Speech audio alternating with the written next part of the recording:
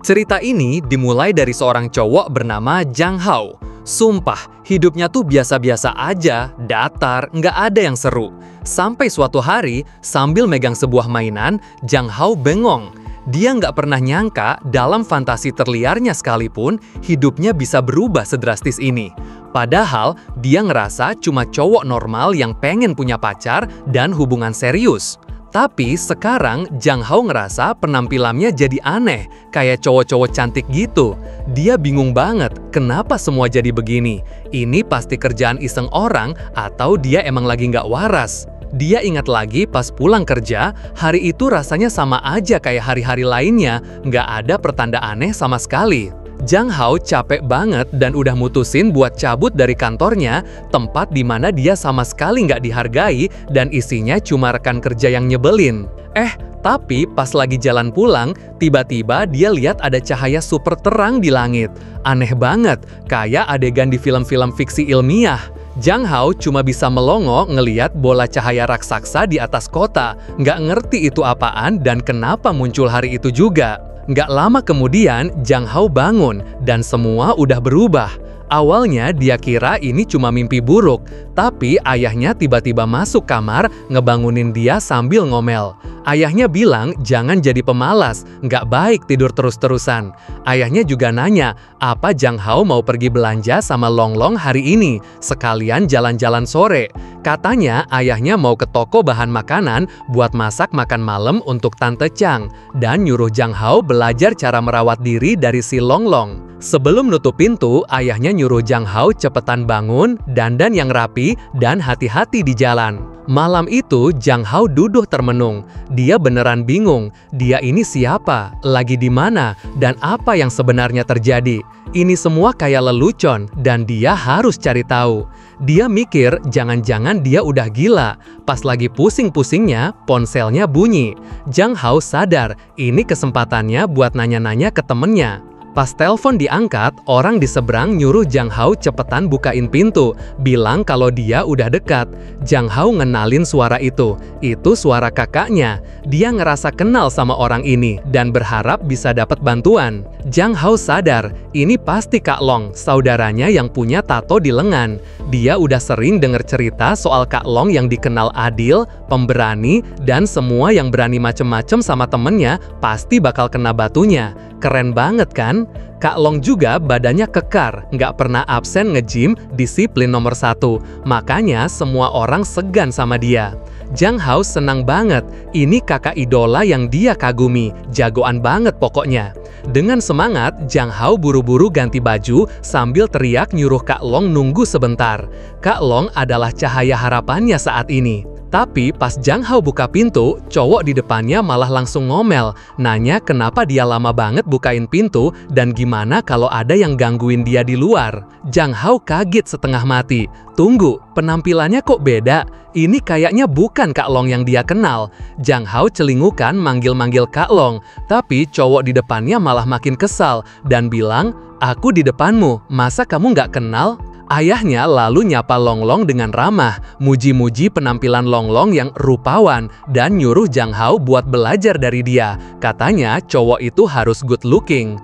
Dulu Long Long pernah ngajak Zhang Hao ke ahli kecantikan, dan saat itu Zhang Hao cuma bisa shock, nggak ngerti apa yang ayahnya omongin dan dia sebenarnya ada di mana. Dari situlah Zhang Hao akhirnya tahu, di dunia ini peran gender antara cowok dan cewek itu kebalik total. Cewek-cewek jadi pihak yang dominan, kuat dan jadi tulang punggung keluarga. Sementara para cowok tugasnya ngurus rumah tangga, merawat diri, dan secara fisik jauh lebih lemah serta cenderung penakut. Lebih parahnya lagi, dominasi cewek bikin populasi mereka jadi lebih banyak. Alhasil, cowok jadi semacam harta karun yang langka dan berharga. Saat jalan bareng Long Long, semua cewek di jalanan ngelirik mereka berdua sambil bisik-bisik, muji betapa tampannya mereka dan pengen ngajak kenalan.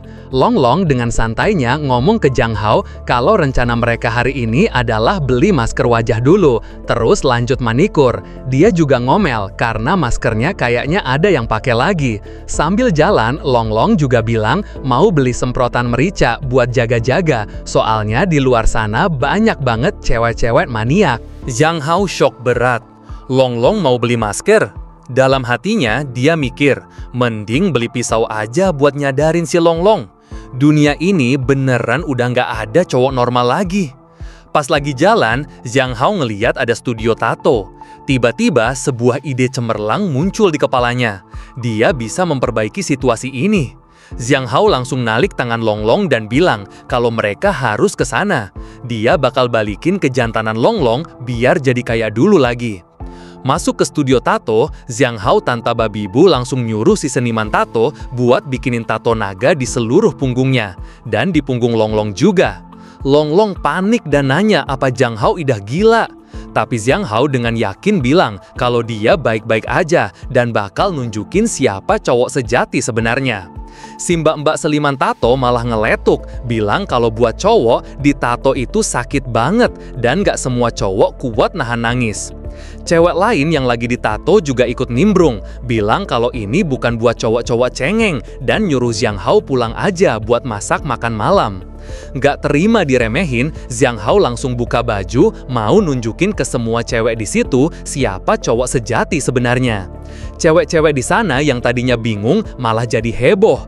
Mereka kaget sekaligus seneng banget ngeliat ada cowok seberani ini. "Aku mau tato naga dan macan putih di seluruh punggungku," teriak Zhang Hao. Longlong yang malu setengah mati coba narik dia pergi. Cewek-cewek di sana malah makin kegirangan. Longlong sampai teriak minta tolong ke mereka, bilang kalau temannya ini lagi sakit dan jangan diliatin. Singkat cerita, Zhang Hao malah bikin rusuh di studio tato itu sambil terus teriak kalau dia cowok sejati. Setelah insiden itu, Zhang Hao pulang ke rumah dengan lesu. Dia pikir setidaknya di rumah dia bisa istirahat dengan tenang. Tapi pas dia masuk kamar, udah ada seorang cewek di dalam. Dia adalah Qianqin, saudari tiri Zhang Hao yang lagi santai di kamar kakaknya. Qianqin seneng banget bisa ketemu saudara tirinya dan pengen ngobrol lebih banyak. Zhang Hao yang panik langsung tutup pintu dan minta maaf karena salah masuk kamar. Tapi Qianqin malah nahan dia, minta dia buat tetap di sana. Beberapa saat kemudian di meja makan, Zhang Hao masih pusing sama semua kejadian hari ini. Ayahnya ngingetin kalau dia udah pernah bilang kalau Tante Yan dan putrinya Qianqin bakal datang buat makan malam. Zhang Hao nepuk jidat, dia lupa kalau ayahnya bakal nikah lagi. Itu artinya Tante Yan dan Qianqin sebentar lagi bakal tinggal serumah sama dia. Fakta ini beneran bikin dia merinding. Sambil makan, Ibu Qianqin terus memuji masakan ayah Zhang Hao yang makin hari makin enak. Setelah beberapa menit, Zhang Hao pamit ke kamar duluan. Dia rebahan di kasur, lega banget hari yang aneh ini akhirnya selesai. Dia benci banget harus pakai baju imut dan makeup tipis.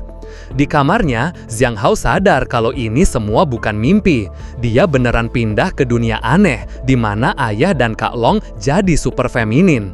Dia ngeliat mainan di kamarnya dan mikir, apa nasibnya bakal jadi istri juga di dunia ini.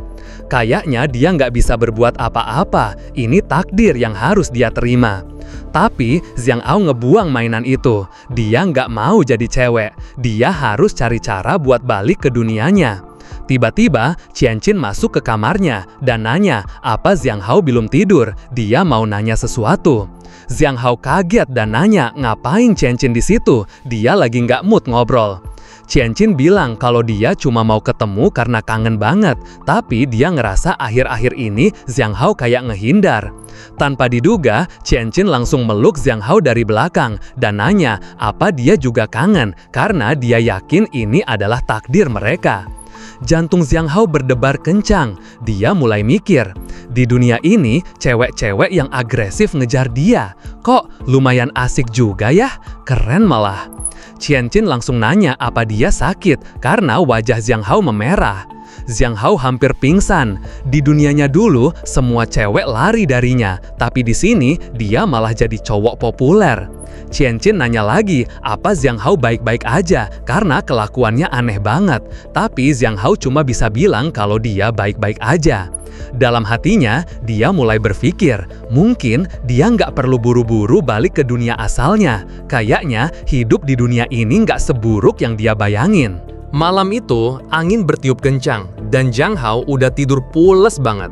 Dia mikir, pokoknya harus cukup istirahat biar besok bisa lebih ngerti sama dunia aneh ini.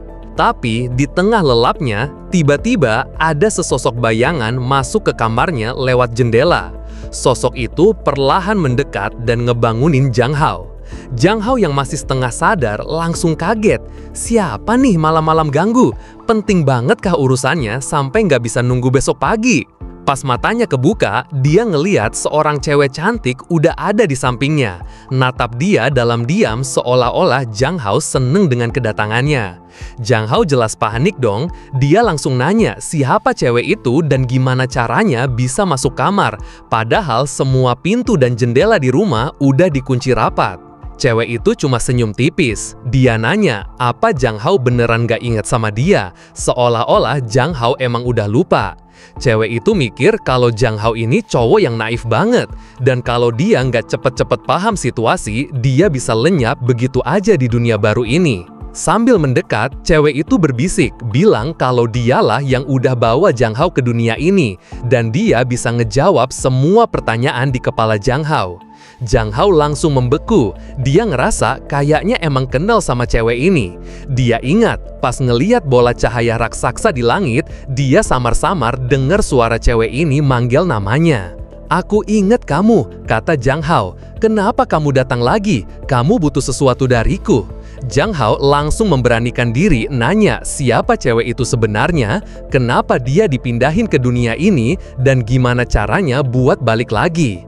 Cewek itu ngejawab dengan santai, "Kamu bisa panggil aku Dewa Bulan Darah. Bukannya kamu sendiri yang ngeluh nggak punya pacar? Nah, di dunia ini cewek ada banyak banget kan?" Jang Hao kaget. "Apa-apaan ini? Nggak ada satupun orang normal di sini," bentaknya. "Cepet balikin aku." "Bisa aja," jawab si Dewa Bulan Darah. "Tapi ada satu syarat. Kamu harus selesain satu misi, baru aku bakal kabulkan permintaanmu." Jang Hao langsung setuju. Dia nanya misi apa yang harus dia selesaikan, dia bakal lakuin apa aja demi bisa pulang. Dewa Bulan Darah kemudian menjelaskan, "Kamu mau jadi cowok sejati kan? Cowok sejati itu badannya harus kekar, bisa ngelakuin latihan fisik buat membentuk tubuhnya.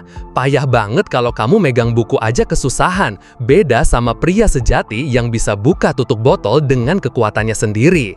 Kalau kamu bisa jadi satu-satunya pria sejati di dunia ini, kamu bakal punya kesempatan untuk kembali," lanjutnya. Tapi Dewa Bulan Darah ngasih peringatan serius. Kalau kamu gagal dalam misi ini, kamu bakal lenyap dari dunia ini selamanya. Jang Hao ngeri banget dengarnya. Dia nanya buat mastiin apa dia beneran bakal lenyap selamanya kalau gagal. Dewa Bulan Darah mengiyakan, bilang kalau itu bisa aja terjadi dan Jang Hao harus siap 100% tanpa panik. Setelah itu, sosok Dewa Bulan Darah mulai memudar. Dia cuma bilang, semoga Jang Hao bisa bersenang-senang di dunia ini. Jang Hao panik dan minta dia buat nunggu, karena masih ada beberapa pertanyaan penting. "Tunggu, kamu belum kasih tahu gimana caranya jadi pria sejati di dunia ini," teriak Jang Hao. Tapi Dewi itu keburu lenyap. Keesokan paginya, Jang Hao bangun dengan perasaan bingung. Awalnya, dia kira semua itu cuma mimpi aneh, dan dia cuma menghayal soal Dewa Bulan Darah. Dia mikir, kayaknya dia beneran terjebak di dunia ini. Tapi pas dia noleh, matanya tertuju pada sebuah pita yang tergeletak di lantai. Pita yang tadinya dipakai si Dewa Bulan Darah. Saat itu juga Jang Hao sadar, semua itu bukan mimpi. Dia harus segera menyelesaikan misi ini. Sambil sikat gigi, Jang Hao terus mikir, apa sih artinya pria sejati di dunia ini? Dia sama sekali nggak tahu gimana caranya jadi kuat di dunia yang serba kebalik ini. Dia pusing tujuh keliling. Gimana caranya dia bisa nyelesain misi kalau dia nggak tahu apa-apa? Jang Hao sadar penampilannya sekarang ini udah kayak cewek. Kalau dia tiba-tiba mencoba jadi macho, semua orang di dunia ini pasti bakal salah paham. Akhirnya dia mutusin dulu misinya. Yang terpenting sekarang adalah cari informasi sebanyak-banyaknya tentang dunia ini. Siang itu, Zhang Hao ngurung diri di kamar, sibuk baca koran dan berita online. Dia beneran kaget sama isi beritanya. Berita macam apa ini, pikirnya. Dia baca sebuah artikel tentang seorang mahasiswa berumur 21 tahun yang baru aja ngelamar seorang pebisnis wanita kaya raya, tapi lamarannya ditolak. Gila sih, di dunianya dulu nggak pernah ada berita kayak gini. Ini semua terasa absurd dan dia nggak tahu gimana harus beradaptasi. Zhang Hao jadi mikir, apa salahnya dia di kehidupan sebelumnya sampai harus terdampar di sini? Dari bacaannya, dia dapat satu kesimpulan. Di dunia ini, cewek jauh lebih aktif. Sementara perasaan gemetar, merinding, dan lemah itu adalah reaksi fisiologis yang khas buat cowok. Zhang Hao rebahan di lantai, pusing. Dia coba mikir logis, mungkin fenomena aneh yang dia alami ada penjelasan ilmiahnya. Misalnya perubahan medan magnet bumi atau semacamnya. Dia mikir mungkin bisa sewa ahli buat nyelidikin ini. Tapi dia langsung sadar, itu semua omong kosong. Siapa yang mau dia sewa? Terus gimana cara ngejelasin situasinya? Dia jadi putus asa. Dia kan cuma seorang siswa SMA yang bokek. Gimana caranya bisa minta bantuan orang? Zhang Hao bangkit. Oke, nggak penting. Prioritas pertama sekarang adalah cari duit. Soal gimana cara baliknya, itu dipikirin nanti. Pas dia lagi mikir keras, tiba-tiba Qian Qin muncul di depan kamarnya. "Selamat pagi, kakak," sapanya dengan ceria. "Kakak harus cepet cobain sarapan yang udah aku siapin. Aku udah berusaha keras loh." Zhang Hao cuma bisa bilang makasih dan janji bakal segera keluar. Pas dia sampai di dapur, dia lihat sarapan udah tertata rapi. Kakak tirinya itu benar-benar niat bikin semuanya kelihatan enak. Seketika, sebuah pikiran melintas di benak Zhang Hao. Kalau semua cewek di dunia ini sebaik dan seperhatian Qian Qin, kayaknya tinggal di sini selamanya juga bukan ide yang buruk. Hao mulai siap-siap. Dia pikir dia harus keluar dan cari tahu apa sih yang ada di pikiran cewek-cewek di dunia ini. Cowok idaman mereka tuh yang kayak gimana? Sambil ngaca, dia harus ngakuin, walau jadi agak feminin, mukanya emang jadi cakep banget, lumayan juga sih. Pas mau berangkat, Hao sadar ini hari pertamanya masuk sekolah di dunia ini. Waktu di dapur, Qian Qin ngajak dia sarapan bareng. Tapi pas itu juga, mata Hao menangkap sebuah pemandangan yang bikin dia melongo. Dia lihat Tante Yan, calon ibu tirinya, dengan santai nepuk pantat ayahnya di dapur. Hao langsung kaget. Dalam hatinya, dia mikir, jangan-jangan Tante Yan udah mulai ngicipin ayahnya duluan nih. Susah banget emang beradaptasi sama aturan baru di dunia ini. Hao buru-buru pamit, bilang kalau dia mau ke sekolah dan Long Long udah nungguin. Di jalan, Long Long dengan semangat pamer. Dia nanya ke Hao gimana pendapatnya soal warna lipstik barunya, cocok apa enggak. Long Long bilang kalau warna ini lagi ngetren banget musim ini dan cewek-cewek pasti bakal suka. Tapi Hao langsung ngedorong Long Long, nyuruh jaga jarak dan jangan deket-deket kalau lagi di jalan. Long Long bingung, kok Hao jadi aneh? Padahal dulu mereka sering banget kayak gitu. Hao jadi ngerasa bersalah udah nyakitin perasaan sahabatnya. Tapi gimana lagi, dia udah punya prinsip baru, dia mau jadi cowok sejati. Long Long malah shock dengarnya. Dia bilang kalau Hao terus-terusan begitu, dia nggak bakal bisa nikah nanti. Buat Hao, aneh banget denger omongan kayak gitu dari mulut Long Long, yang dulunya seorang petarung jalanan yang ditakuti semua orang. Tiba-tiba, Long Long narik tangan Hao, ngajak lari sambil mempercepat langkah. Aneh banget. "Kita harus cepet pergi," bisik Long Long. "Ada satu cewek maniak yang dari tadi ngeliatin kita terus, nggak kedip sama sekali." Hao nanya di mana cewek itu, dan Long Long bilang cewek itu nggak jauh dari mereka dan bisa bahaya kalau mereka nggak lari. Dari sudut jalan, seorang cewek memang lagi natap mereka sambil senyum, mikir kalau dua siswa ini cakep-cakep banget. Hao dengan pede bilang, "Ngapain takut? Kita kan cowok kuat. Kalau dia berani deketin, biar aku yang urus." Long Long natap Hao dengan aneh. "Kamu kebanyakan nonton film kayaknya semalam," katanya. "Ngomong apa sih kamu? Ngangkat batu bata aja kamu nggak kuat. Gimana mau ngusir cewek?" Hao kesel dibilang gitu. Dia ngotot kalau dulu dia jago berantem dan bisa ngalahin lawan yang kuat. Tapi Longlong nggak percaya dan terus narik dia lari. Baru lari beberapa langkah, Hao udah ngos-ngosan dan hampir nggak bisa napas. Dia sadar, dia nggak mungkin bisa terus-terusan lari dari cewek-cewek di dunia ini. Nggak lama, mereka sampai di depan sebuah gedung megah, sekolah bisnis Elliston. Hao kaget, ternyata sekolahnya semahal ini. Gimana cara ayahnya bayar uang sekolah ya? Pas masuk, dia lihat pemandangan yang makin bikin dia heran. Cewek-cewek di sana sibuk ngangkatin barang-barang berat, sementara cowok-cowoknya malah asyik ngegosip. Di dalam kelas, Hao ngelihat seorang siswa cowok minta tolong ke siswi cewek buat bukain tutup botol minum. Soalnya dia nggak punya tenaga.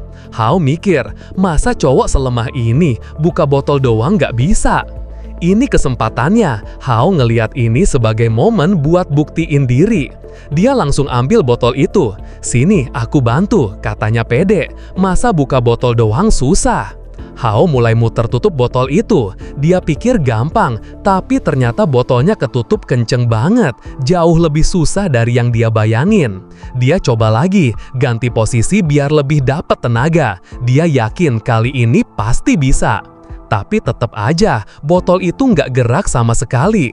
Hao mulai panik. Dia ngambil napas dalam-dalam buat percobaan terakhir. Mau buktiin kalau cowok itu lebih kuat dari cewek manapun.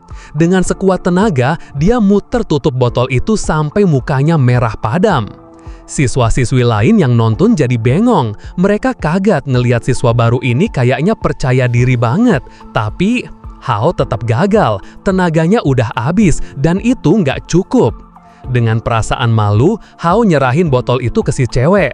"Maaf, udah buang-buang waktu kalian," katanya pelan. Dia ngerasa kayak ayam sayur yang payah banget, pengen nangis dan dipeluk keluarganya. Si cewek dengan santainya ambil botol itu, dan dengan sekali putaran, klip, botolnya kebuka. Dia langsung ngasih botol itu ke cowok yang tadi minta tolong. Seketika, siswa-siswi lain ngerubungin Hao. "Pangeran tampan kenapa? Ada masalah? Sini kita bantuin buka botolnya," tanya mereka dengan nada manis. Longlong langsung coba nenangin suasana, bilang kalau Hao emang lagi nggak enak badan, makanya kelakuannya aneh. Hao cuma bisa nunduk di mejanya, rasanya payah banget.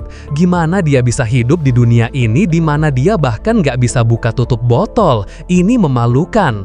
Saat itu juga dia sadar, dia harus mulai olahraga. Misi jadi pria sejati dari Dewa Bulan Darah harus segera diselesaikan, biar dia bisa balik ke dunianya. Setelah insiden botol minum, Hao ngeloyor ke koridor. Dia butuh waktu buat mikir, nggak mau lagi mempermalukan diri di depan kelas. Tiba-tiba, Longlong nyamperin Hao, ngajak ke toilet bareng. Katanya, kan mereka selalu begitu dari dulu, masa Hao lupa? Hao langsung nolak mentah-mentah. "Hah? Cowok-cowok di sini ke toilet barengan? Ogah!" Dia harus cepet-cepet kabur dari situasi aneh ini. Sambil jalan, dia dengar siswa lain lagi ngomongin dia. "Tangannya lembut banget, kulitnya putih, kakinya jenjang lagi," kata seorang cewek. "Gimana nggak jatuh cinta coba? Kita harus cari cara buat narik perhatiannya," sahut yang lain. Hao jadi makin pusing. Ganteng sih ganteng, tapi kalau lemah begini gimana mau bela diri? Ini nggak bisa dibiarin. Dia sadar, udah waktunya buat cari tempat latihan. Dia pun langsung buka ponsel dan nemu tempat latihan Muay Thai untuk pemula. "Oke, ini kelihatan bagus," pikir Hao. "Aku harus cek tempat ini biar tahu seberapa kuat tubuhku bisa dilatih." Dia juga sadar kalau latihan fisik aja nggak cukup, dia butuh latihan mental juga. Biar nggak lupa, dia langsung bikin pengingat di ponselnya. Tapi pas lagi asyik sama ponselnya, tiba-tiba seorang siswi udah ada di sebelahnya. "Kak Hao lagi ngapain?" tanyanya, bikin Hao kaget. Cewek ini adalah teman sebangkunya, Han Yuan. Hao kaget setengah mati. "Kamu kenapa sih muncul tiba-tiba kayak hantu? Nggak ada suaranya sama sekali," omel Hao. Han Yuan cemberut. "Aku nggak diem-diem kok, kamunya aja yang terlalu fokus sampai nggak denger aku datang. Kamu lagi chatting sama cewek yang kamu suka ya, makanya kaget gitu." Hao jadi salah tingkah. Dia sama sekali nggak siap diinterogasi mendadak kayak gini. Han Yuan makin kepo dan mendesak Hao buat ngasih jawaban. "Kamu ngapain sih? Jangan deket-deket," kata Hao sambil coba ngejauh. Tapi tangan Han Yuan malah nyentuh tangannya. "Tangan Kak Hao beneran lembut dan putih ya, jari-jarinya juga panjang, indah banget," kata Han Yuan. Hao shock berat sama kelakuan cewek-cewek di dunia ini yang santai banget. Dia langsung narik tangannya. "Hati-hati dong, kita lagi di kelas, harusnya lebih tenang," katanya. Han Yuan jadi bingung. Dia ngerasa Hao hari ini aneh banget dan banyak berubah. "Aku dari dulu emang begini," sanggah Hao. "Itu cuma fantasi kamu aja." Mungkin karena suasana hatinya lagi jelek, pikir Han Yuan. Dia pun mendekat lagi. "Kakak kurang tidur ya, makanya jadi aneh. Kakak kenal teknik pijat kuno loh, bisa bantu kalau mau." Hao langsung nolak. Dalam hatinya dia heran, kok cewek ini kuat banget, dia dorong aja nggak gerak sama sekali. Teng, teng, teng.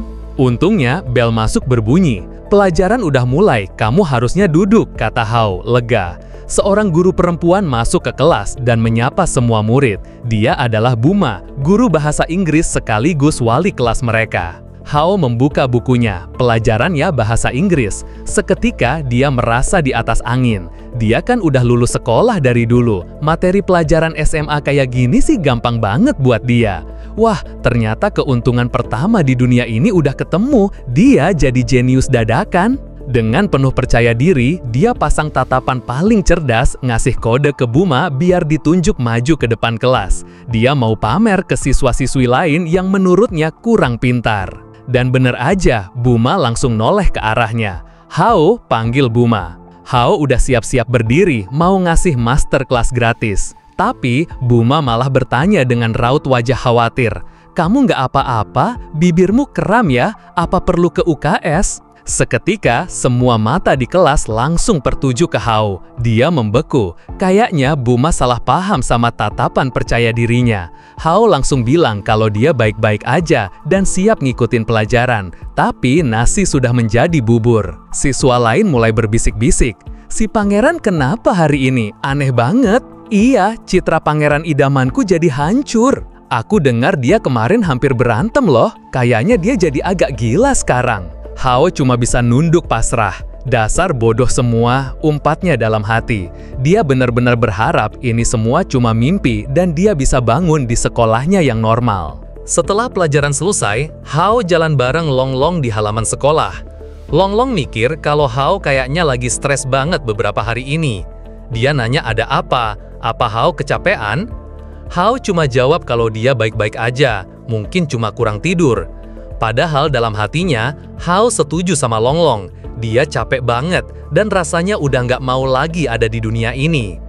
Hao jadi ingat kejadian-kejadian aneh selama di kelas. Ada cewek yang nanya gimana pendapatnya soal teknik lemparan bolanya, seolah-olah Hao ini seorang analis olahraga profesional. Ada juga yang terang-terangan muji dia. "Kak, bokongmu indah banget dan pengen jadi temennya selamanya." Hao bosen banget denger kata-kata kayak gitu. Dulu dia yang muji-muji cewek, sekarang malah sebaliknya. Bahkan ada yang lebih parah. Ada cewek-cewek yang sengaja jatuh di dekat Hao, pura-pura kesakitan biar bisa digendong pulang. Aneh banget kan? Hao mikir sekolah di sini jauh lebih parah daripada kerja di kantor. Dia jadi kangen sama rekan-rekan kerjanya yang dulu. Tiba-tiba, Han Yuan nyamperin Hao. Dia bilang ada hal penting yang mau diomongin. Ternyata dia nembak Hao. Dia bilang udah suka sama Hao dari lama dan pengen pacaran. Hao kagap, ini pertama kalinya dia dapat pernyataan cinta. Tapi dia nolak dengan sopan, bilang kalau dia belum ada rencana buat pacaran dan harus segera pulang. Longlong yang ngeliat itu jadi iri. Dia bilang semua cewek populer, bahkan dari jurusan lain, suka sama Hao. Sayang banget dia sendiri nggak seganteng itu. Hao cuma bisa nyuruh Longlong jaga omongannya sambil ngajak ke kantin. Sampai di kantin, Hao berharap bisa makan dengan tenang. Dia bertekad mau makan porsi besar biar dapat tenaga dan kekuatan, sesuai misi pria sejatinya. Tapi pas dia lihat piring siswa lain, dia kaget. Kok porsi makannya dikit banget? Dia nanya ke Longlong, "Lihat deh cowok itu, makannya dikit banget. Dia lagi jaga badan seketat itu ya?" Longlong malah bingung. kenapa akhir-akhir ini kamu manggil aku kakak? Tanyanya. Aneh banget kedengarannya, aku nggak suka. Udah jarang ada yang manggil temennya begitu. Pas giliran Longlong pesan makanan, dia bilang, Tante, saya pesan seporsi sayuran sama bayam ya, porsinya kecil aja, nggak pakai nasi. Hao melongo dengarnya, serius cuma makan itu buat makan siang? Bisa-bisa pingsan nanti. Longlong dengan santai ngejelasin kalau dia lagi diet dan harus jaga bentuk tubuh. Hao jadi sadar, kayaknya semua cowok di dunia ini perutnya kecil dan makannya sedikit. Dia langsung nambahin catatan di ponselnya, harus pesan porsi paling besar buat jadi kuat. Akhirnya giliran Hao. Tante, saya minta porsi semur yang paling besar, dagingnya banyakin, sama nasi porsi jumbo. Semua orang di kantin langsung shock. Longlong panik, kamu bisa gemuk nanti, nggak boleh makan makanan berlemak di sekolah, katanya. Hao dengan santai jawab, cowok kan harus makan banyak biar bisa tumbuh besar dan kuat. Anak-anak lain mulai ngegosip, dia seriusan mau makan sebanyak itu? Gila, dia nantangin dewa kegemukan. Kalau aku punya badan kayak dia sih, aku juga bakal makan semur tiap hari. Tapi dagingnya kan berlemak banget, bisa mati kalau makan sebanyak itu. Dia pikir karena populer jadi bisa seenaknya makan banyak apa? Tiba-tiba, seorang cowok populer bernama Liao Fang nyamperin meja mereka. Wah, ketemu Zhang Hao di sini, katanya, dengan nada sinis. Kenapa kamu makan sebanyak itu? Biasanya cuma pekerja imigran yang makannya kayak gitu. Hao nggak kenal siapa cowok so akrab ini. Kamu siapa? Kenapa kamu peduli sama cara makanku? Tanyanya ketus. Liao Fang kaget. Dia bilang beberapa hari yang lalu mereka baru aja ikut kelas belajar mandiri bareng. Dan waktu itu dia udah ngingetin Hao buat jaga bentuk tubuh. Hao nggak peduli. Dia malah balik nanya, kenapa kamu ngerendahin para pekerja? Mereka nggak beda dari kita. Kalau bukan karena om dan tante pekerja yang kerja keras buat negara ini, kamu itu bukan siapa-siapa. Di luar dugaan, Liao Fang malah mulai nangis. Dia bilang kata-kata Hao nyakitin perasaannya banget. Dia ngomong gitu kan demi kebaikan Hao, tapi nggak nyangka bakal dibales dengan kata-kata setajam itu. Sontak, seluruh kantin langsung heboh. Loh, itu Liao Fang mangis? Gila, nggak nyangka Hao sekejam itu. Citra dewanya hancur seketika. Ternyata kita salah nilai dia. Liao Fang tersenyum licik di balik tangisnya. Dia tahu sekarang semua orang ada di pihaknya. Hao pasti bakal nyesel. Tapi di tengah kekacauan itu, seorang cewek tiba-tiba mendekat. Dia bilang ke Liao Fang, Hao mau makan seberapa banyak itu urusan dia. Siapa kamu ngatur-ngatur orang? Itu namanya diskriminasi dan prasangka. Kamu melanggar hak asasi orang lain. Cewek itu lalu tersenyum ke Hao. Kamu lapar banget ya? Tanyanya. Orang-orang emang suka banget ikut campur urusan orang lain. Dia kemudian menyodorkan piringnya sendiri ke Hao. Nih, ambil aja makananku. Aku masih punya banyak. Hao cuma bisa terdiam, dan dalam hatinya dia mikir, ternyata cewek ini cantik banget. Cewek yang nolongin Hao tadi, yang ternyata bernama Xiao Ying, langsung duduk di sebelah mereka buat makan siang bareng. Dia bilang dia bakal selalu ngelindungin temennya. Liao Fang yang masih nggak terima coba protes. Dia bilang kalau dia ngomong gitu kan demi kesehatan Hao. Hao yang udah males dengerin langsung motong. Kalau kamu punya masalah sama cara makanku, ya udah pergi aja sana, nggak usah diliatin. Longlong langsung kaget, ngerasa Hao jadi kasar dan nggak sesuai sama citra idealnya. Tapi Xiao Ying malah ketawa. Hao ini kayak kucing liar ya, justru itu yang bikin dia menarik katanya. Liao Fang makin kesel, dia nggak nyangka Hao bakal punya pelindung sekuat Xiao Ying. Akhirnya, dia dan teman-temannya pergi dari situ sambil ngedumel. Sebelum pergi, dia bilang cepat atau lambat Xiao Ying bakal lihat sifat asli Hao yang kasar dan jahat. Setelah mereka pergi, Xiao Ying cuma senyum dan nyuruh Hao lanjut makan. Hao jadi penasaran, dia nanya ke Longlong siapa cewek ini. Ternyata Xiao Ying itu dari kelas 11, kapten tim basket yang disegani dan ditakuti banyak siswa di sekolah. Hao jadi mikir, lumayan juga dapat pelindung gratis dari para pengganggu. Obrolan pun berlanjut. Xiao Ying nanya ke Longlong soal game League of Heroes yang pernah dia kasih. Longlong ngaku udah coba, tapi menurutnya game itu susah banget buat cowok. Hao yang dengar nama game itu langsung tertarik. Tunggu, kalian ngomongin League of Heroes? Tanya Hao. Game pertarungan 5 lawan 5 yang tujuannya hancurin menara kan? Longlong dan Xiaowing kaget. Mereka bilang Hao benar dan nanya apa dia juga main. Soalnya di dunia ini itu adalah gamenya cewek-cewek. Semua pemain profesionalnya adalah cewek dan mereka jago-jago banget. Hao cuma jawab kalau dia mainnya lumayan, lalu pamit mau balik ke kelas. Di dalam kelas, Hao terus kepikiran. Jadi di dunia ini cewek yang mendominasi dunia game, terus apa sebenarnya arti pria sejati di dunia ini selain cuma jadi pajangan yang good looking?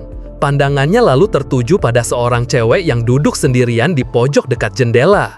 Dia kelihatan gak mau ngobrol sama siapa-siapa. Hao nanya ke Longlong siapa cewek itu. Longlong ngejelasin kalau itu Mingye, siswi pindahan yang gak suka ngobrol sama cowok. Hao natap Mingye, dia memang cantik. Tiba-tiba sebuah ide muncul di kepalanya. Dia bilang ke Longlong kalau mereka harus jadi yang pertama nunjukin antusiasme buat temenan sama Mingye. Longlong nolak, bilang mereka harus jaga sikap. Tapi Hao ngotot, menurutnya cowok harus beraksi duluan. Hao pun nyamperin Mingye. "Hai, namaku Hao," sapanya ramah. "Ini temenku, Longlong. Selamat datang di kelas kami ya." Cewek itu cuma natap Hao dan menjawab pelan, "Namaku Mingye." Setelah itu dia diam lagi. Hao bingung, semua cewek di dunia ini nempel sama dia, tapi Mingye kok dingin banget. Longlong udah ngajak pergi, tapi Hao belum nyerah. Dia nanya lagi, "Kamu beneran gak mau ngobrol sama kami? Jawab jujur aja." Longlong kaget sama keberanian Hao. Di luar dugaan, Mingye ngejawab, "Aku mau, tapi aku nggak tahu harus ngomong apa. Jadi aku cuma bisa jawab pertanyaanmu." Aha, Hao langsung ngerti. "Kayaknya kamu canggung banget ya kalau ketemu orang," katanya. Dia lalu ngulurin tangannya. "Kalau kamu mau, aku bakal bantu kamu biar bisa temenan sama yang lain. Kita semua bisa jadi teman." Mingye natap uluran tangan Hao. Dia ngerasa Hao orang baik dan akhirnya setuju sambil ngejabat tangan Hao. Hao seneng banget. Dalam hatinya dia mikir seorang pria sejati nggak akan ninggalin cewek yang butuh bantuan. Kayaknya aku selangkah lebih dekat buat nyelesain misi ini. Pas lagi momen mengharukan itu, Han Yuan tiba-tiba muncul. "Wah, si cowok paling tampan di sekolah udah akrab aja nih sama siswi pindahan," godanya. Melihat si ratu ngobrol datang, Hao dapat ide cemerlang. Dia langsung bilang ke Han Yuan, "Ini waktunya kamu unjuk gigi dengan semua skill sosialmu. Gimana, mau jadi teman pertamanya Mingye?" Han Yuan yang emang dasarnya supel, langsung setuju tanpa pikir panjang. Hao pun nyuruh Han Yuan buat ngobrol sama Mingye sementara dia mau tidur siang sebentar. Pas Hao mau pergi, Mingye manggil dia. "Terima kasih udah cariin aku teman," katanya tulus. Hao cuma senyum, dia ngerasa udah ngelakuin perbuatan seorang pria sejati. Tapi dalam hatinya dia bertanya-tanya, apa perbuatan ini dihitung buat misi ya? Sampainya di rumah, Hao langsung masuk kamar dan muter musik kenceng-kenceng. Dia mikir, di rumah adalah tempat terbaik buat istirahat dari semua keributan dunia aneh ini. Sambil dengerin musik rock, dia ngeyakinin diri. Cowok sejati itu cuma dengerin musik rock, katanya. Musik rock emang paling keren. Tok, tok, tok. Tiba-tiba ada yang ngetuk pintu. Ternyata Qianqin. Dia nanya apa boleh masuk. Hao langsung mempersilahkan kakak tirinya itu masuk, bilang kalau pintunya selalu terbuka buat cewek secantik dia. Qianqin masuk dan nanya Hao lagi ngapain. Kelihatannya sibuk banget. Hao jawab dia lagi dengerin musik. Pas Qianqin minta dengerin juga, dia kaget. "Kamu suka musik rock?" Tanyanya heran. "Aku nggak tahu kamu suka genre musik kayak gini." Hao cuma bisa diam. Qianqin lalu senyum dan bilang, "Kamu emang beda dari cowok-cowok lain ya. Itu yang bikin kamu menarik. Cewek-cewek di sekolah nggak salah. Kamu emang ganteng banget. Kamu harus selalu percaya diri." Duh, gimana nih cara nolaknya? Di dunianya dulu nggak pernah ada cewek yang ngomong sefrontal ini ke dia. Ternyata jadi yang paling ganteng itu enak juga ya. Hao jadi bingung harus ngapain. Sisi baik dalam dirinya teriak, "Tahan irimu, jangan berubah jadi binatang." Tapi sisi gelapnya langsung nyahut, "Diam kamu, cowok sejati itu harus tegas. Gimana kamu mau balik ke duniamu kalau begini terus?" Hao sadar, di dunia ini dia jadi pemalu banget. Kalau di dunia asalnya, dia pasti nggak akan mikir 2 kali. Dia pun memberanikan diri mendorong Qianqin dengan lembut. Dia mutusin buat ngikutin kata hatinya. Tapi saat dia natap Qianqin, entah kenapa kontrol dirinya mulai lepas. Dia ngerasa kayak predator yang udah nemuin mangsanya. Tiba-tiba, dari mulutnya keluar kalimat yang gak terduga. Kamu itu milikku, dan aku gak akan biarin kamu pergi kemanapun. Seketika, Hao langsung sadar. Dia kaget sendiri sama apa yang baru aja dia ucapin. Dia sama sekali gak bisa ngontrol tindakannya. Anehnya, Qianqin kelihatan biasa aja. Dia malah nanya, "Kak, kamu nggak apa-apa? Kok tiba-tiba pucat?" Hao yang panik langsung ngeles, bilang kalau dia punya anemia dan butuh istirahat. Kalau telat sedikit aja, dia bisa beneran berubah jadi monster. Qianqin dengan lembut meluk Hao. "Semua cowok emang rapuh ya, jaga kesehatanmu baik-baik," katanya. "Kamu anak baik, kamu pasti bisa, harus selalu percaya diri ya." Buat ngalingin pembicaraan, Hao bilang kalau dia kepikiran mau potong rambut. Qianqin langsung setuju, bilang kalau itu ide bagus dan dia bakal selalu dukung. Keesokan harinya, Hao pergi ke salon. Perubahan citra dimulai dari rambut, tekadnya. Seorang penata rambut cewek menyambutnya dengan ramah, bilang kalau dia bakal cariin penata rambut terbaik buat cowok seganteng Hao. Tapi Hao bilang gak usah repot-repot, dia nggak terlalu pemilih. Seorang penata rambut cowok lalu datang dan nanya model rambut apa yang Hao mau. Dengan yakin, Hao bilang, "Aku mau model cepak." Dia sengaja minta model rambut paling simpel biar nggak kelihatan cantik lagi. Si penata rambut kaget. Ini pertama kalinya dia dengar permintaan aneh dari pelanggan seganteng ini. Tapi karena udah pengalaman, dia langsung mikir, "Aha, aku ngerti. Kalau klien ganteng minta model yang jelek atau simpel, artinya dia mau kebalikannya. Dia mau model yang bikin dia makin bersinar." Setelah beberapa saat, si penata rambut selesai. "Sudah selesai, Kak, silahkan dinilai hasilnya." Hao ngeliat ke cermin, dan dia cuma bisa pasrah. "Sial, mau dipotong seberantakan apapun, kenapa aku tetap ganteng sih?" pikirnya dalam hati. Dia beneran gak bisa mengubah takdirnya. Si penata rambut yang bangga sama hasilnya, nawarin potong rambut gratis, asal boleh pakai foto Hao buat iklan mereka. Hao nolak, dia lebih milih bayar. Dia sadar dia udah kayak selebriti di sini. Kemana-mana selalu dapat perlakuan istimewa. Pulang ke rumah, Hao masih ngerasa gagal. Potongan rambut baru ini sama sekali nggak nambahin sisi maskulinnya, malah bikin dia kelihatan makin rapi dan menawan. Dia pikir setelah gaya rambut, sekarang waktunya ganti gaya berpakaian. Dia mau buang semua baju gaya cowok manis miliknya. Tapi pas dia buka lemari, dia cuma bisa melongo. Isinya penuh dengan pakaian-pakaian cowok yang imut, warna-warni dan kelihatan sangat feminin. Hao sadar misinya masih panjang. Seluruh isi lemari ini harus dirombak total. Baru aja sampai di rumah, ayah Hao udah manggil-manggil, minta bantuan buat beresin barang. Tapi pas Hao turun, ayahnya malah melono kaget, nggak percaya sama apa yang dia lihat. "Rambutmu kenapa?" teriak ayahnya, panik. "Kenapa jadi sependek ini? Salon mana yang udah ngerusak wajahmu begini? Berani-beraninya mereka." Ayahnya ngomel-ngomel, bilang kalau dia bakal nemuin salon itu dan ngasih pelajaran karena udah ngubah wajah harta karunnya yang paling indah. Hao coba nenangin ayahnya. Dia bilang ini keputusannya sendiri karena dia gerah punya rambut panjang. Tapi ayahnya malah makin menjadi-jadi. "Siapa yang maksa kamu? Terus gimana kamu mau nikah nanti? Nggak akan ada yang mau sama kamu," teriaknya. Di tengah keributan itu, Qianqin datang. Hao langsung lari ke belakangnya, berlindung dari amukan sang ayah. Qianqin dengan tenang coba menenangkan ayahnya, bilang kalau khawatir berlebihan itu nggak baik buat kesehatan. "Gimana ayah bisa tenang?" kata ayahnya. "Lihat, Hao potong rambutnya jadi pendek banget tanpa izin."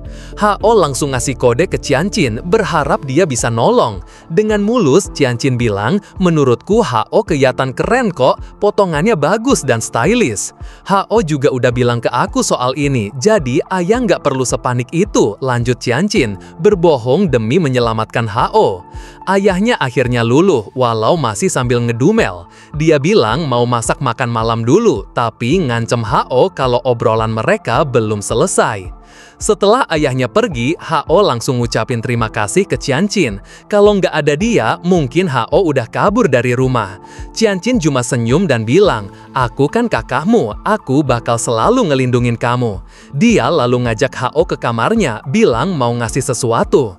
Hao jadi penasaran, ini pertama kalinya dia masuk ke kamar cewek secantik Qianqin. Sampai di kamar, Qianqin ngeluarin sebuah kotak. Dia bilang karena sibuk pindahan, dia belum sempet nyiapin hadiah buat Hao. Pas kotak itu dibuka, isinya adalah satu set perhiasan yang kelihatan mahal banget. Qianqin nanya apa Hao suka, dia udah berusaha keras milihnya. Hao jadi nggak enak hati, dia bilang perhiasan itu terlalu mahal dan dia nggak bisa nerima. Tapi Qianqin maksa, katanya itu nggak seberapa, dan apapun yang Hao mau, dia bakal beliin biar Hao senang, harga nggak penting buatnya. Balik ke kamarnya, Hao jadi kepikiran, ini perhiasan beneran atau bukan ya? Kalau beneran, harganya pasti selangit. Dia jadi ngerasa harus balikin hadiah itu. Tapi pas dia cek tabungannya, dia cuma bisa nelen ludah. Duitnya ternyata cuma sisa 23 yuan setelah potong rambut. Boro-boro mau beliin hadiah balasan, buat jajan aja susah. Lagi pusing-pusingnya, dia lihat ada pesan dari Longlong. Ternyata Longlong baru aja nulis novel baru dengan judul yang sangat khas dunia ini. Cowok anggun yang rapuh melawan bos arogan. Isinya tentang cowok yang terpaksa kabur dari bos ceweknya. Hao cuma bisa geleng-geleng kepala, nggak kaget sama sekali. Tapi dari situ sebuah ide cemerlang muncul di kepalanya. Gimana kalau dia juga nulis novel buat cari duit? Dia langsung mulai mikirin plot. Nulis soal cowok kuat dan dominan kayaknya nggak bakal laku di sini. Soalnya di dunia ini yang dihargai itu prajurit cewek yang tangguh. Dia kepikiran buat nulis cerita dengan judul Kota Para Wanita. Tapi kemudian ide yang lebih brilian muncul. Gimana kalau dia gabungin aja dunianya yang dulu dengan dunia ini, terus dibumbui komedi. Dia bisa nulis cerita tentang cewek tulen dari dunianya yang nyasar ke dunia patriarki. Hao senyum sendiri, kayaknya judul yang pas adalah Cewek Tulen di Dunia Patriarki Mereka. Keesokan paginya, Hao berangkat ke sekolah dengan semangat. Dia berharap banget novel yang dia tulis semalaman bisa ngasilin beberapa yuan buat beli hadiah. Nggak lama kemudian, sebuah pesan masuk. Ternyata dari pihak redaksi.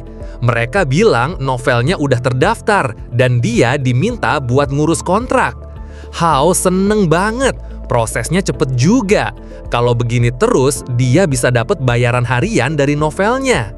Dia sadar, nggak peduli di dunia manapun dia berada, duit itu emang segalanya. Buat ngerayain langkah pertamanya jadi penulis, Hao mutusin buat traktir diri sendiri. Duitnya sih cuma cukup buat beli es loli seharga 1 yuan, tapi nggak apa-apa. Pas lagi jalan, matanya tertuju pada sebuah toko kelontong yang kelihatan familiar. Seketika, dia membeku. Ingatannya langsung terbang kembali ke kehidupannya yang dulu.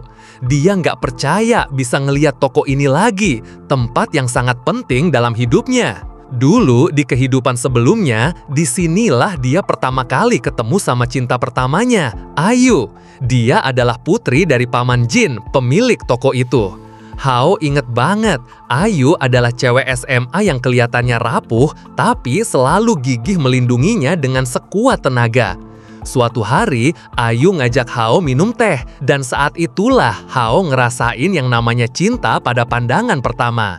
Sejak itu, dia jadi sering mampir ke toko, cuma demi bisa ngeliat wajah Ayu. Hao sering bantuin Ayu di toko. Dia tahu Ayu adalah cewek tercantik, dan dia ngerasa beruntung banget bisa deket sama Ayu. Sampai akhirnya pada suatu hari yang indah, Hao memberanikan diri buat nembak Ayu. Dia berharap perasaannya terbalas. Tapi jawaban Ayu menghancurkan hatinya.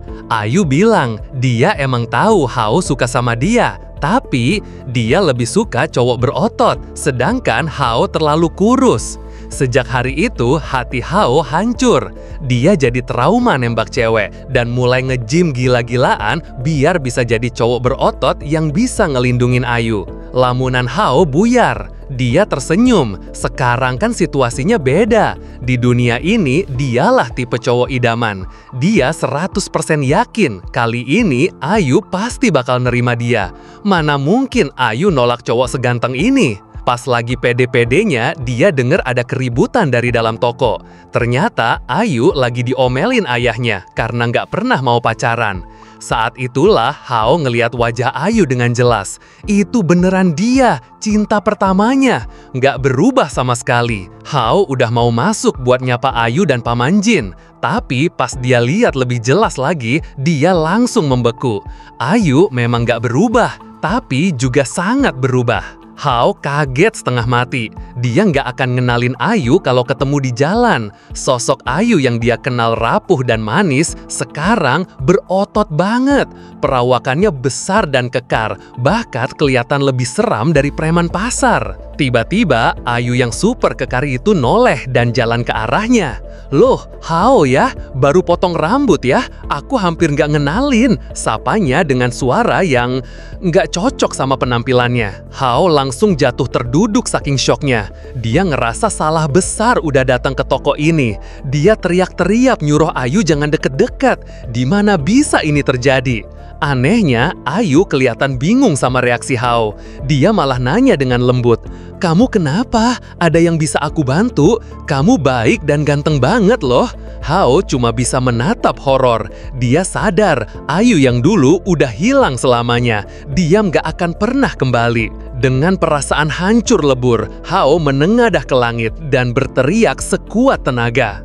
"Dewa, kembalikan Ayuku yang cantik dan imut!" Ayu yang kekar itu dengan ramah nawarin Hao semangka, persis kayak yang dia lakuin di masa lalu. Tapi Hao sekarang cuma bisa duduk kaku, takut gerak sedikit aja bisa bikin Ayu nggak sengaja ngeremukin tulangnya. "Nggak usah repot-repot," kata Hao, "coba bersikap sopan." Ayu langsung megang bahu Hao. "Kenapa jadi sopan begini?" tanyanya. Hao ngerasa cengkeraman Hao kuat banget, sampai-sampai kursi yang dia duduki langsung hancur gitu aja. Ayu yang lihat kursinya hancur dan Hao jatuh langsung kaget.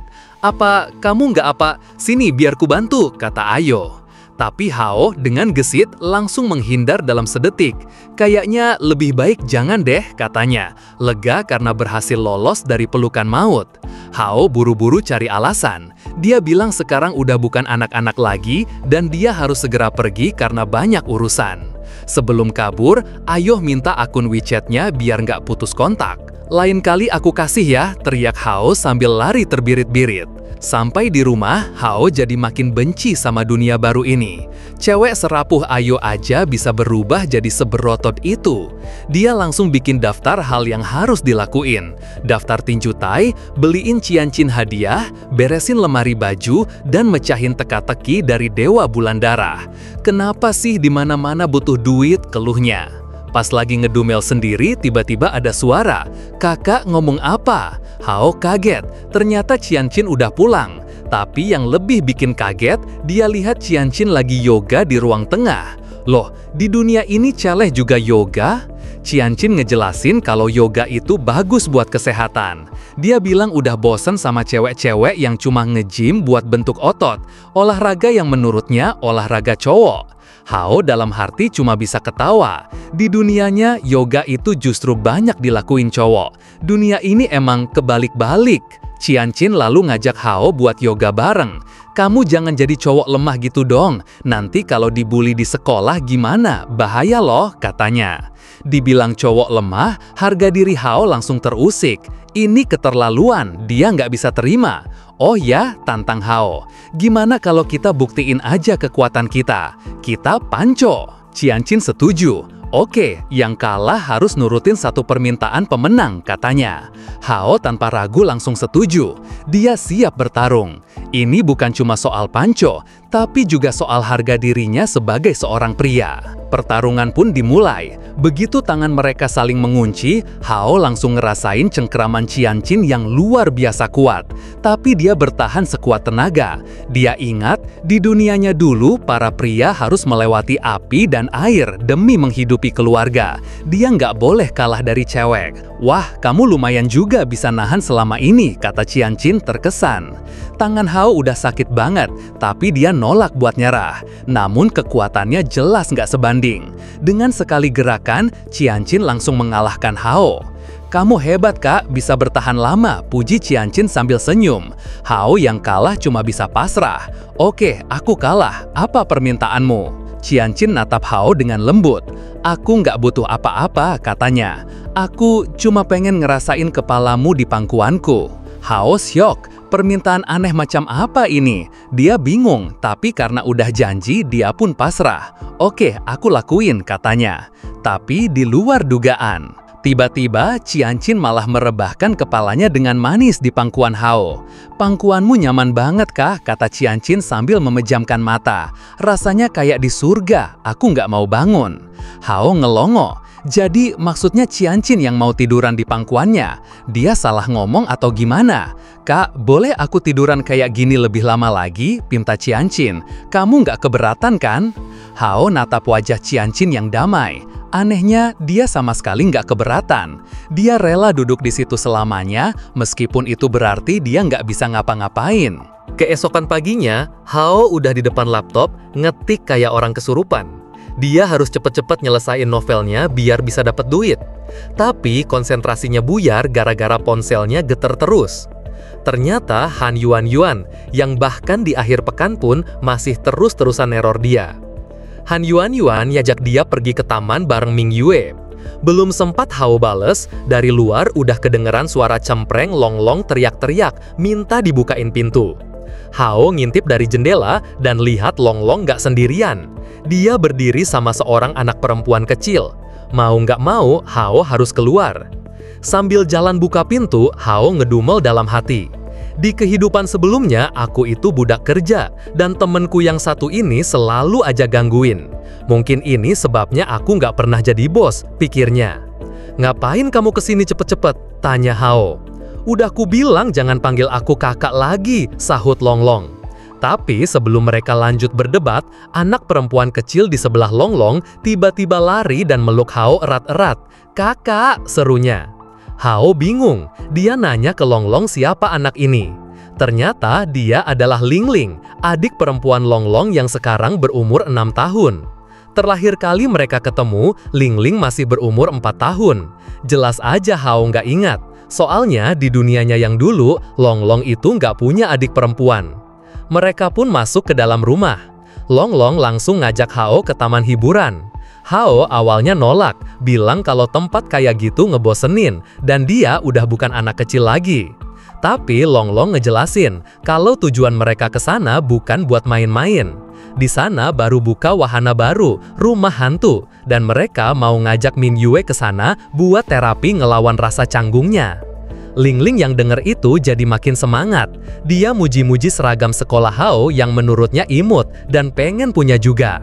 Dia bahkan heboh sendiri lihat foto-foto Hao, bilang kalau kakaknya itu sekarang ganteng banget. Hao jadi kepikiran lagi soal Ming Yue. Dia udah janji bakal ngebantu temennya itu. Akhirnya Hao sadar dia nggak punya pilihan. Seorang pria sejati nggak akan pernah ingkar janji. Oke, aku setuju, kata Hao. Tapi aku ganti baju dulu. Setelah semua siap, mereka berangkat ke taman hiburan.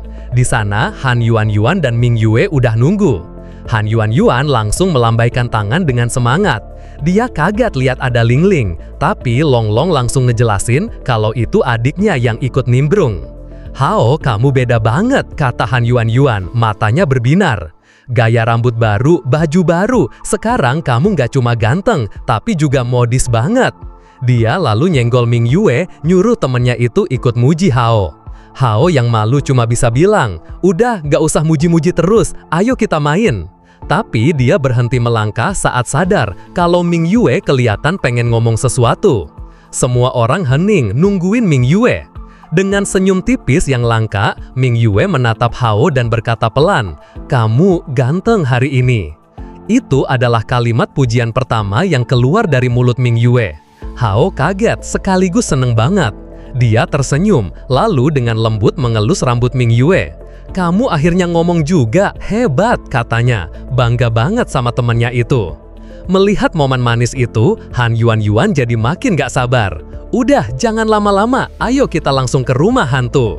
Beberapa menit kemudian, mereka sampai di depan rumah hantu. Suasananya udah serem banget, bikin Longlong langsung ciut. Dia nempel ke Hao sambil bilang kalau dia takut banget dan ngajak balik aja ke komedi putar. Ling Ling, adiknya sendiri, langsung ngatain dia pengecut. Melihat situasi ini, Han Yuan punya ide.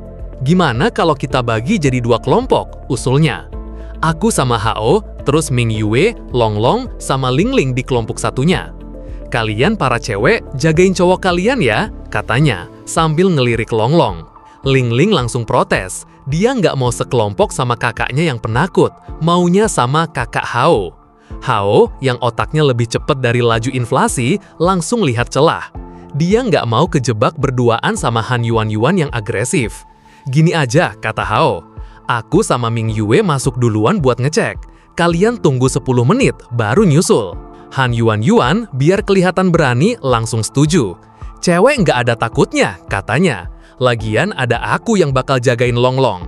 Tapi baru aja Hao dan Ming Yue mau melangkah masuk, dari dalam udah kedengaran teriakan super kenceng dari Han Yuan dan Longlong. Ternyata mereka nggak sabar dan masuk duluan. Hao cuma bisa senyum tipis. Ketahuan kan, tadi itu cuma akting doang. Di dalam rumah hantu yang gelap, Hao nanya ke Ming Yue apa dia takut. "Kalau kamu takut, deket aja sama aku bakal lindungin kamu," kata Hao. Ming Yue ngangguk pelan dan mulai megang ujung baju Hao. Dia ngerasa aman kalau ngikutin Hao. Hao sendiri santai banget. Pas ada tangan tengkorak keluar dari dinding, dia malah nyingkirin tangan itu sambil bilang, "Minggir, jangan halangin jangan."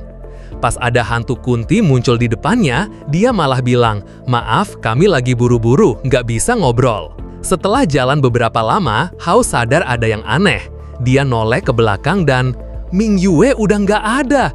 Dia panik, gimana bisa Ming Yue hilang? Hao langsung nyariin Ming Yue kemana-mana, manggil-manggil namanya, bahkan sampai ngecek ke dalam properti tengkorak segala. Dia lalu dengar ada suara dari dalam sebuah lemari tua. Pas dia buka, ternyata Ming Yue lagi sembunyi di dalam. Katanya, dia tadi tersesat dan ketakutan. Melihat Ming Yue yang gemetaran, Hao ngerasa jiwa pahlawannya bangkit. Ming Yue kelihatan kayak cewek dari dunianya yang dulu, yang butuh dilindungi. "Jangan takut," kata Hao sambil ngulurin tangannya. "Aku di sini, ayo kita keluar bareng, kamu bisa andalin aku." Ming Yue natap Hao dan dengan penuh kepercayaan, dia meraih tangan Hao. Akhirnya mereka berhasil keluar dan ketemu sama kelompok yang lain. Pemandangannya kacau balau. Longlong lagi duduk di tanah sambil nangis sesengukan. "Aku nggak mau kesini lagi," rengeknya. Ling Ling kelihatan malu banget punya kakak kayak gitu. Han Yuan juga ngomel-ngomel, bilang kalau teriakan Longlong tadi bikin telinganya sakit. Melihat Hao dan Ming Yue keluar, Han Yuan langsung ngegoda. "Cie-cie, kalian lama banget di dalam, ngapain aja hayo?" "Jangan mikir macam-macam," kata Hao sambil jitak pelan kepala Han Yuan. Hao lalu mau nanya sesuatu ke Ming Yue, tapi dia sadar ada yang gak beres. Muka Ming Yue pucat banget dan keringetan parah. "Ming Yue, kamu kenapa? Kamu sakit?" tanya Hao khawatir. Belum sempat dijawab, tiba-tiba, bruk! Ming Yue langsung ambruk ke pelukan Hao. Dia pingsan. Semua orang langsung panik. Ada apa sebenarnya dengan Ming Yue? Melihat Ming Yue pingsan, suasana langsung jadi kacau. Longlong teriak panik. "Gimana ini? Cepet panggil ambulans!" Han Yuan dengan sigap langsung merebut ponsel Longlong buat menelpon. Tapi Hao dengan tenang menghentikan mereka. "Udah, jangan panik," katanya. "Kalian kayak gini nggak akan ngebantu, tenang aja." Hao menduga Ming Yue cuma pingsan karena kedinginan atau shock. Dia lalu menyuruh yang lain buat membaringkan Ming Yue di bangku terdekat. "Mungkin perlu napas buatan?" usul Longlong dengan polosnya. "Tapi kan itu bakal jadi ciuman pertamanya Hao." "Ngapain napas buatan? Cubit aja," saut Han Yuan lebih praktis. Hao akhirnya menyuruh mereka beli air minum, sementara dia yang akan menjaga Ming Yue. Dia membaringkan kepala Ming Yue di pahanya. "Begini lebih nyaman kan?" bisiknya. Dia ingat salah satu cara dari dunianya dulu buat menyadarkan orang pingsan. Dengan hati-hati, Hao mulai mencubit pelan telinga Ming Yue. Dan berhasil. Perlahan Ming Yue membuka matanya. Dia bingung lalu merasa geli. "Kenapa kamu nyubit telingaku?" tanyanya. Hao menjelaskan kalau dia tadi pingsan. Ming Yue tersenyum. Dia bilang dia nggak takut lagi karena ada teman-teman baik yang selalu melindunginya. Dia cuma minta waktu buat istirahat sebentar. Tak lama, yang lain kembali dengan air minum. Han Yuan yang semangatnya udah balik lagi langsung ngajak main komedi putar. Tapi Hao menolak. "Cukup buat hari ini," katanya. "Kita semua harus nganterin Ming Yue pulang biar kita yakin dia baik-baik aja." Saat itulah sebuah keajaiban terjadi. Ming Yue yang dari tadi diam tiba-tiba megang tangan Hao. "Kamu aja yang anterin aku pulang?" katanya pelan. "Biar yang lain lanjut main?" Hao kaget. Ini sebuah kemajuan besar. Ming Yue jadi lebih berani. Tanpa pikir panjang, Hao setuju dan mereka pun pergi sambil bergandengan tangan. Pemandangan itu sukses bikin 3 orang lainnya patah hati massal. "Wah, ini cinta nih kayaknya," kata Longlong takjub. "Aku juga mau pegangan tangan sama Kak Hao," rengek Lingling sambil nangis. "Itu kan impianku," teriak Han Yuan dalam hati, kesel banget. Akhirnya mereka bertiga mutusin buat ngikutin Hao dan Ming Yue dari belakang. Setelah menempuh perjalanan yang lumayan jauh sampai ke pinggiran kota, mereka semua sampai di tujuan. Dan mereka semua melongo. Di depan mereka bukan rumah biasa, melainkan sebuah mansion super gede yang dijaga ketat oleh para penjaga di gerbangnya. Halamannya bersih mengkilap dan kelihatan ada banyak banget pelayan di dalamnya. Han Yuan sampai nggak percaya rumah kayak gini biasanya cuma dia lihat di film-film. Begitu Ming Yue tiba, para pelayan langsung membungkuk hormat. "Nona muda sudah kembali," sapa seorang kepala pelayan. Tuan besar sempat khawatir karena Nona pergi tanpa izin. Hao, Longlong, Han Yuan dan Lingling cuma bisa bengong di tempat. Mereka syok berat. Saat itu juga mereka sadar. Ternyata Ming Yue, si cewek pendiam dan pemalu itu, adalah anak sultan. Kepala pelayan mempersilahkan Hao dan teman-temannya masuk ke dalam mansion. Mereka disuguhi teh Yun Wulangka dan kue-kue manis buatan koki pribadi. Suasananya mewah banget.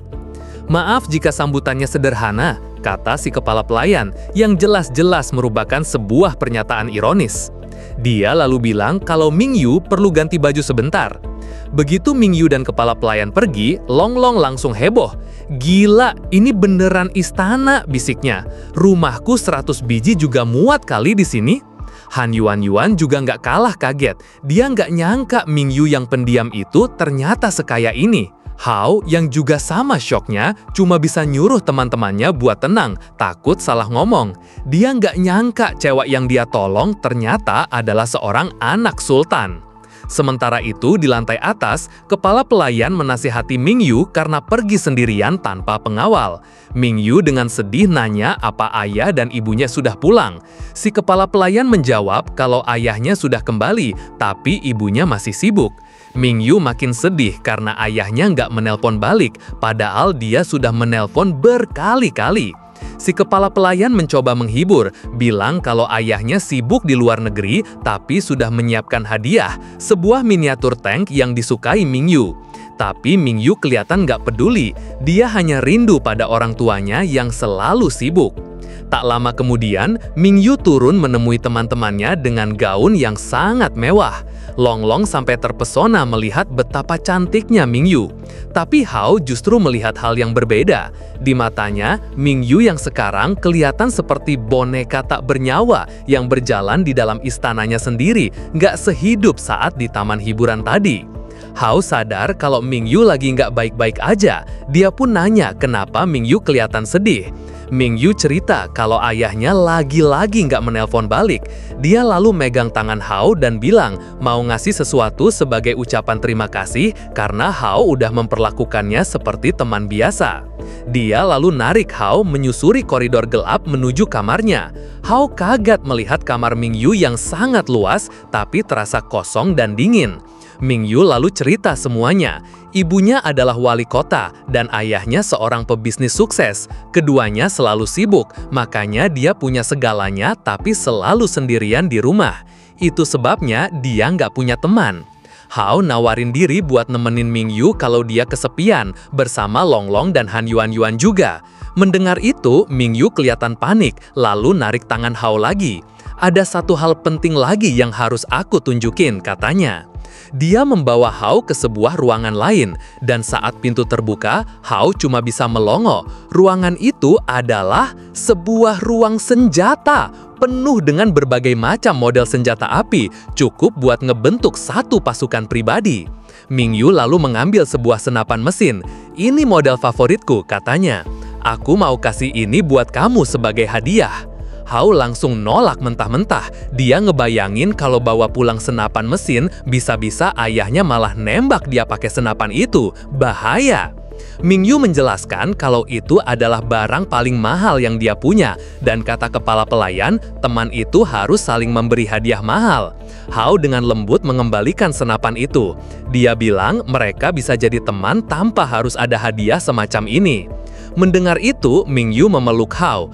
Kalau begitu, katanya dengan suara bergetar, kamu harus tetap di sisiku seumur hidup dan jangan pernah tinggalin aku. Setelah drama Dimension selesai, Hao dan teman-temannya pamit pulang. Kita ketemu 2 hari lagi di sekolah ya, kata Hao ke Mingyue, berharap suasana hatinya sudah membaik. Mingyue tersenyum dan bilang sampai jumpa, kelihatan seneng banget bisa ngobrol sama cowok sebaik Hao. Dalam perjalanan pulang, Longlong masih nggak berhenti takjub. Siapa sangka Mingyue ternyata anak orang kaya raya, tinggalnya di istana pula, katanya. Dia juga muji-muji gaun yang dipakai Mingyue, bilang kalau dia juga pengen beli baju dengan gaya seperti itu. Mendengar itu, sebuah ide cemerlang langsung muncul di kepala Hao. Dia ingat kalau lemarinya sendiri penuh dengan baju-baju cowok yang imut dan warna-warni, yang sama sekali bukan seleranya. Ini kesempatan emas, dia bisa manfaatin Longlong buat merombak total isi lemarinya. Longlong emang jenius, pikir Hao dalam hati. Oh, kamu mau ganti gaya? Sahut Hao, pura-pura tertarik. Kalau gitu, gimana kalau besok malam kita pergi belanja bareng? Keesokan harinya, mereka berdua sampai di sebuah mall mewah. Hao, yang udah dapat sedikit uang dari novelnya, siap buat belanja besar-besaran. Sementara Longlong sibuk milih-milih baju, Hao mencoba satu setelan jas yang kelihatan serius. Para pelayan toko sampai terpesona melihat penampilannya. Bungkus yang ini, kata Hao. Dia ngerasa lebih gagah dengan pakaian barunya. Oh, jadi ini ya rasanya. Kenapa cewek-cewek suka banget belanja? Seru juga. Setelah puas belanja, perut mereka mulai keroncongan. Mereka mutusin buat makan burger di sebuah kafe. Baru aja masuk, beberapa cewek di dalam kafe langsung bisik-bisik. Gila, lihat deh cowok-cowok di dekat kasir itu, ganteng banget. Hao ngerasa ada yang gak beres, dia ngerasa ada yang lagi merhatiin dia. Dan bener aja, seorang cewek diam-diam ngerekam mereka pakai ponsel. Gak lama kemudian, cewek itu langsung ngepost video itu di internet dengan caption, "Ketemu Cogan di kafe, pengen aku bawa pulang rasanya, gak akan kulepasin." Merasa nggak nyaman, Hao langsung pakai topi bisbolnya. "Kenapa kamu pakai topi?" tanya Halolong. "Aku kegantangan," jawab Hao santai. "Nggak mau terlalu narik perhatian." Longlong jadi inget sama Lin Tongtong, seorang seleb sekolah yang saking populernya sampai nggak bisa keluar rumah lagi. Hao cuma ketawa, ngerasa Longlong terlalu melebih-lebihkan. Tapi ternyata postingan cewek tadi beneran viral. Dalam sekejap, video itu jadi trending topik nomor 5 di kota mereka. Semua orang heboh, nggak percaya ada cowok seganteng itu di dunia nyata. Di tempat lain, seorang cewek lain ngeliat postingan viral itu. Dia ngerasa aneh, kayak pernah lihat cowok di foto itu di mana gitu.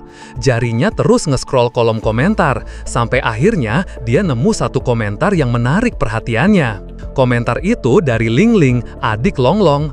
"Aku kemarin ke taman hiburan sama kakak Hao, dia 100% lebih baik dari semua cowok lain."